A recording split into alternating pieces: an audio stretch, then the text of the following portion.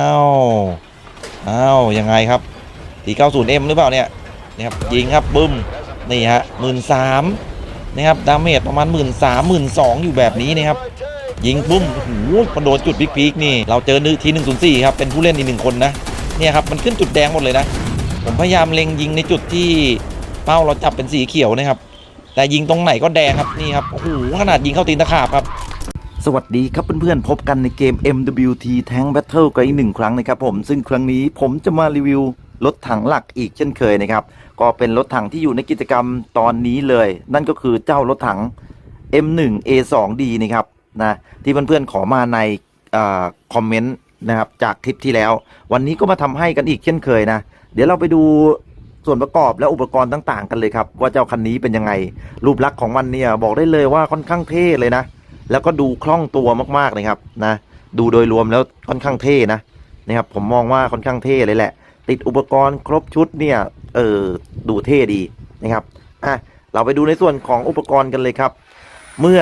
เพื่อนๆอัปเกรดถึงมาร์ค3นะครับหรืออัปเกรดเต็มที่เนี่ยจะมีเลือดอยู่ที่ 74,000 นิดๆนะครับความเร็วเดินหน้า 67.9 นะครับความเร็วถอยหลังค่อนข้างน้อย 38 นะครับความเร็วการหมุนตัวถังเนี่ย37นะครับผมจุด4การหมุนป้อมปืนครับ41นะครับก็เป็นตัวเลขเหมือนกับค่อนข้างน้อยแล้วก็กึ่งกลางๆทั่วไปนะสำหรับการอัปเกรดเต็มที่ในส่วนของอุปกรณ์ครับนะก็ไม่ได้มีอะไรหวือหวามากมีโดรนครับนะช่วยในการดูศัตรูแล้วก็ช่วยโจมตีอะไรประมาณนี้แล้วแต่จะใช้นะครับมีกล้องจับความร้อนครับเหมือนกับทั่วไปและที่สำคัญมีระบบป้องกันเชิงลุกฮะเอาไว้ต่อต้านทางอากาศพวกขีปนาวุธต่างๆนั่นเองนะกระสุนครับมีให้เลือกใช้นะครับตามปกติเลยนะครับเป็นกระสุน AP แล้วก็กระสุนฮีทนะครับในระดับมาร์ค2เนาะนะครับกระสุนเจาะเกราะที่ดีที่สุดนะครับอยู่ในระดับมาร์ค3นั่นเองนะครับเราไปดูในส่วนของอำนาจการยิงกันบ้างครับนะเจ้ารถคันนี้ครับนะมาพร้อมกับปืนใหญ่ขนาด120มิลลิเมตรครับนะรีโหลด5 วินาทีนะครับรีโหลด5 วินาทีนะครับลูกนะครับเจาะเกาะนะครับมาร์ค3ทำดาเมจ 15,000 นะครับหน่อย 15,200 นะครับเจาะเกาะอยู่ที่800ครับถ้าลูกฮิตครับอยู่ในระดับมาร์ค2ก็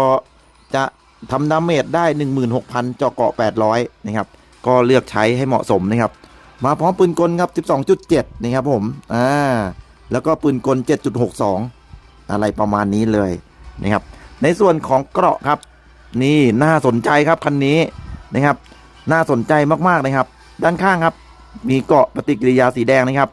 เรียงซ้อนกันแบบนี้นะครับแล้วก็อีกช็อตหนึ่งก็คือเป็นเกราะรีดเนื้อผสมนะครับนะอยู่อีกท็อตหนึ่งนะครับผมอีกชั้นหนึ่งด้านข้างนะครับส่วนด้านหน้าครับสิ่งที่ผมบอกว่าน่าสนใจก็คือด้านหน้าฮะด้านหน้านี่คือนี่ฮะมีเพจป้องกันถึง3ชั้นเลยนะทุกคนนี่ครับดูฮะ1ชั้นนะครับแล้วก็นะครับเดี๋ยวดูด้วยแต่ชั้นที่2มีไหมนี่ครับชั้นที่2ครับคือมัน2ชั้นแล้วนะครับแล้วชั้นที่3ครับชั้นในสุดครับนี่ฮะ3ชั้นกันเลยทีเดียวนะหรือผมดูผิดหรือเปล่าไม่แน่ใจแต่ผมเห็น3ชั้นนะครับนี่ฮะชั้นที่1นะครับแล้วก็ชั้นที่2ครับอยู่ตรงนี้นะครับนี่เดี๋ยวกดให้โดนก่อนนี่ครับชั้นที่2แล้วก็ด้านหน้าครับชั้นที่3นี่ครับโอ้น่าสนใจครับนี่ฮะ2แล้วก็3 2 กับ 3อันเดียวกันหรือเปล่าเนี่ยไม่ใช่นะผมแตะโดน2 หรือ 3ชั้นเนี่ยชั้นที่3นะครับเฉียงอยู่นะครับก็พยายามให้เพื่อนๆเห็นได้ชัดเจนนะชั้นที่2ครับนี่ฮะและชั้นที่1ส่วนป้อมปืนครับก็เป็นเกาะเหล็กนะครับนะมีเกาะรีดเนื้อผสมแปะอยู่ด้านข้างนะครับเป็นคล้ายๆแบบเหมือนอุปกรณ์นะทุกคนก็ไม่เชิงนะครับว่าเป็นเกราะชิ้นส่วนครับนะจัดเรียงมาแบบนี้ฮะด้านหน้ามีถังเชื้อเพลิงคู่นะครับอยู่ด้านซ้ายและขวารางกระสุนครับจุดสำคัญอยู่ด้านบนป้อมปืนครับขนาดใหญ่ส่วนลำตัวเนี่ยมีขนาดเล็กอยู่ตรงกลางก็เป็นรถถังที่หันหน้าสู้ได้ค่อนข้างดีนะด้านข้างก็ถือว่าโอเคนะครับจุดสำคัญอยู่ที่ป้อมปืนครับต้องระวังนะเมื่อทราบข้อมูลกันเรียบร้อยแล้วแน่นอนเลยครับผมเราก็ต้องไปลุยกันหน่อยดูซิว่าเจ้าคนนี้มันจะเล่นแบบไหนและเล่นสนุกขนาดไหนย้ำกันอีกทีนะครับนะของดีอยู่ในมือคนเล่นไม่เก่งหรือคนที่ยังไม่ชำนาญก็อาจจะเล่นได้ไม่ดีเหมือนกับที่ผมจะเล่นให้เพื่อนได้รับชมก็อาจจะดีบ้างไม่ดีบ้างก็ต้องขออภัยกันด้วย ไปลุยกันเลยดีกว่าครับผมเรามาเริ่มกันเลยครับผมจากที่เล่นมานะครับจากที่เล่นมาหลายเกมเหมือนกันนะครับก็ลองซ้อมมือกับเจ้าคันนี้เนี่ยบอกได้เลยว่าเป็นอะไรที่นะครับน่าสนใจนะครับผมก็คือมันมีความคล่องตัวค่อนข้างสูงครับนี่ฮะเดินหน้าค่อนข้างเร็วเลยนะครับเวลากับตัวเลขจริงที่ได้มาเนี่ยนะครับบางครั้งเราขับแล้วเราไม่รู้สึกเลยนะครับว่ามันจะเชื่องช้าหรือว่าอะไรประมาณนี้นะครับเห็นปะถอยหลังนะครับก็ไม่ได้เชื่องช้านะช็อตนี้ก็ลองยิงกับคู่ต่อสู้นะครับที่แบบถอยยิงอ่ะนะครับคู่ต่อสู้อยู่เยอะเกินไปและจุดสังเกตอีกหนึ่งอย่างนะทุกคนนะครับผมลองหันหน้าสู้กับศัตรูนะครับด้านหน้าเนี่ยโดนยิงแบบนี้ครับนะโดนยิงแบบนี้ครับไม่รู้ว่าโดนยิงเข้าซอกคอหรือว่าตรงไหนนะครับเลือดเนี่ยยุบวาบเลยนะครับทั้งที่เพจล่างนะครับหนาถึง3ชั้นนะแต่เวลาโดนยิงด้านหน้าแบบตรงๆเนี่ยคือไม่รู้แต่ผมเองไม่รู้นะว่าโดนยิงจากโดนตรงไหนอ่ะนะครับ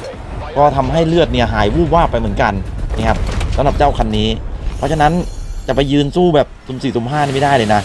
เผลอผมโดนยิงจากคันไหนก็ไม่แน่ใจนะครับ1 ใน 3 4คันนี้มันต้องมีคันแรงๆสักคันหนึ่งนั่นแหละนะครับแล้วเกาะด้านหน้านะครับเป็นก้อนเหล็กทั้งหมดนะครับอาจจะไม่มีผลกับลูกระเบิดก็คือถ้าเกิดโดนลูกฮีทเนี่ยอาจจะทำให้โดนแรงระเบิดเยอะนะครับเพราะว่าไม่มีตัวซับดาเมจระเบิดเลยนะครับอันนี้ก็เป็นจุดที่น่าสนใจนะครับแต่การรีโหลด5วินาทีครับทำได้ดีนะถอยยิงครับเป็นอะไรที่ดี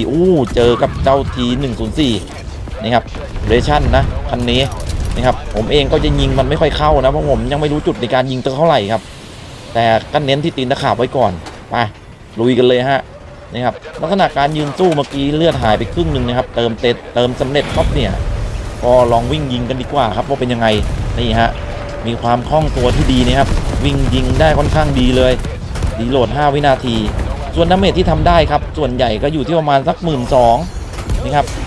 15,000 นะครับแล้วก็ 10,000 อะไรประมาณนี้นะครับ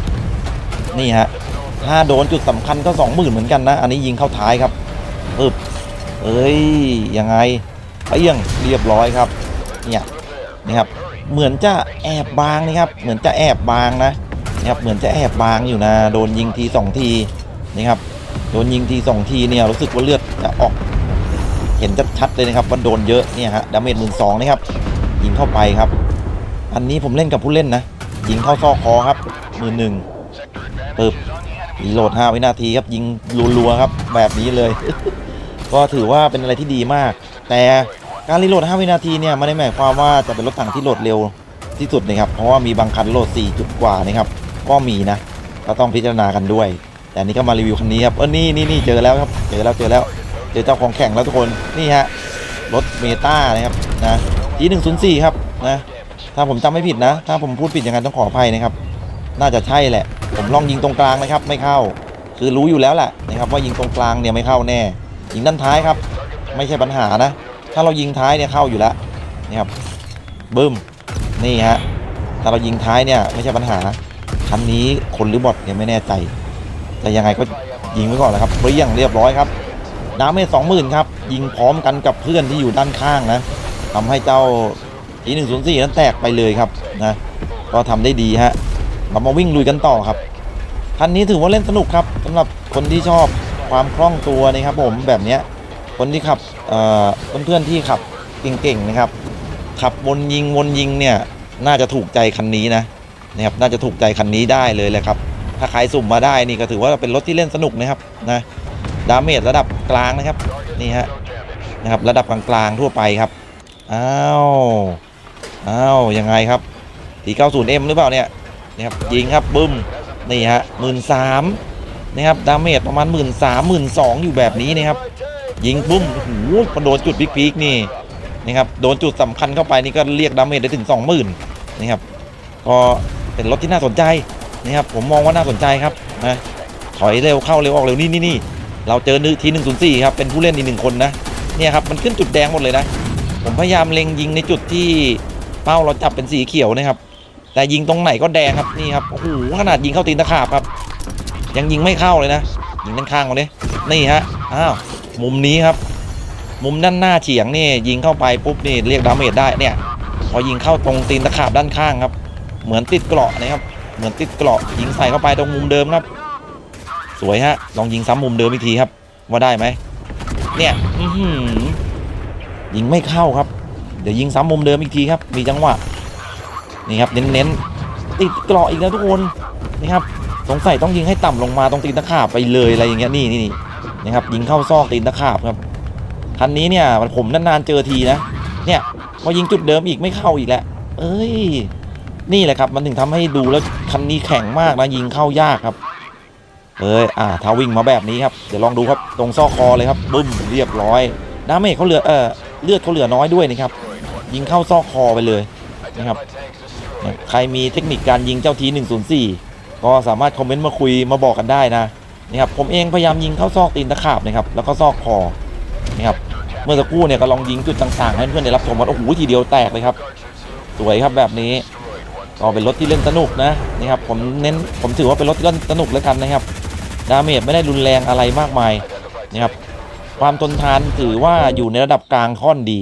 นะครับก็มีประมาณนี้ครับสำหรับเจ้าคันนี้ก็ทำให้เรียบร้อยแล้วนะครับสำหรับรถที่อยู่ในกิจกรรมมีเพื่อนๆถามเข้ามานะครับว่าเป็นยังไงส่วนตัวมองว่าเล่นสนุกครับดาเมจอยู่ระดับกลางๆนะครับความทนทานก็ถือว่าค่อนข้างกลางเช่นเดียวกันขึ้นอยู่กับฝีมือครับคุณมีฝีมือดีก็เล่นมันได้เต็มที่เหมือนกันแล้วไว้เจอกันใหม่คลิปหน้าครับบ๊ายบาย